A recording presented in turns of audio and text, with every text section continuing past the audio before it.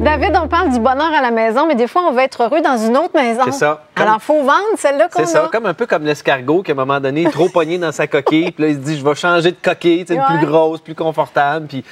Mais moi, c'est un peu ce que je vis en ce moment. C'est ma réalité, voyez-vous. Il voulait faire une chronique pour vous dire que sa maison est à vendre. Je vais vous passer, je vais faire un infopub aujourd'hui, je vais vous parler de mon loft, il est tellement beau, là, et alléchant.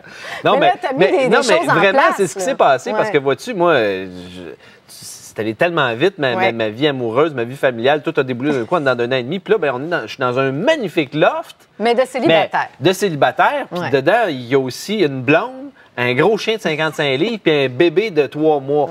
Fait que je vais t'avouer qu'on commence à être un petit peu à l'étroit, alors je me suis rendu compte... avec la conscience que j'ai, puis je n'ai pas besoin de conscience pour ça de toute façon, mais que ça ne marche plus pantoute, notre affaire. Il fallait qu'on change, il fallait qu'on parte. Alors, je me suis dit, bon, ben, je vais annoncer ma propriété, je vais la mettre en vente. Et là, il faut le dire comme c'est, en ce moment, au Québec, on est davantage dans un marché d'acheteurs que de vendeurs. Ce que ça veut dire, c'est que c'est un petit peu plus difficile de vendre, puis c'est très facile d'acheter parce qu'il y a beaucoup d'offres, puis il y a beaucoup de maisons et de propriétés qui sont en vente. Et je l'ai mis en vente, puis pendant 2 semaines, rien. Ça ne marchait pas, il ne se passait rien pendant tout. Puis là, j'ai commencé à tourner dans ma tête, je me suis dit, OK, là, ça ne marche pas. Puis vu que je suis pas mal bon à m'auto-coacher moi-même, d'apprendre des autres, j'ai commencé à faire des recherches et j'ai découvert des trucs pour vendre. Fait que là, je les explique en même temps que je viens juste les appliquer. OK. En espérant que ça va fonctionner. Puis là, les prochaines chroniques, si tu me demandes si je suis encore dans mon loft, ben, c'est parce que ça n'aura pas fonctionné. Fait qu'aujourd'hui, je les teste avec vous autres. D'accord? On défera la chronique plus tard. Alors, donc, première chose, moi, je ne suis pas ici pour vous faire un pitch de vente, mais c'est une chose que je veux vous dire, c'est que je pense qu'à chacun son métier. Personnellement, je considère que c'est un grand avantage de travailler avec un courtier. C'est toujours une question de choix, mais quelqu'un qui est extrêmement compétent, qui connaît ça. Il y a tellement de choses que, tu sais, certificat de localisation, les ci, les ça. Il y avait tellement d'affaires auxquelles je n'avais pas pensé que je pensais que j'allais gérer par moi-même. Puis j'ai sauvé beaucoup de temps à préparer toute la paperasse. Ça, en partant, je pense que c'est quelque chose qui est à envisager. Même si des fois, il y en a qui disent, la commission, si ça, regarde. Tout le travail qui te sauve, là, c'est très important. Deuxième chose, c'est un peu une superstition. Oui, j'ai hâte d'aller dans le croustillant. Oui, t'as hâte dans le croustillant. Mais là, il y a un mythe qui dit que... Ah, je l'ai échappé. Il y a un mythe qui dit... Il est parti où? Il est en dessous de la table. Pour vrai? Ah, ben je l'ai, voilà. Non. Que tu prends un Saint-Joseph, une statue de Saint-Joseph. Là, ici, voyez-vous, là, ça, c'est Saint-Joseph. Et tu le mets la tête à l'envers, juste en dessous de ta pancarte. Lui, il va t'aider à vendre miraculeusement ta maison. Toi, ça a tellement fonctionné, mon espèce, que tu as eu le temps de l'acheter. Tu n'as même pas eu le temps de le planter, puis tu avais vendu ta maison. C'est pas ça, la vraie histoire. C'est que moi, j'étais découragée de prendre un Saint-Joseph, mon petit côté religieux. Je me suis dit, ça n'a pas d'allure. Hey, je peux pas le mettre dans la terre, pauvre lui.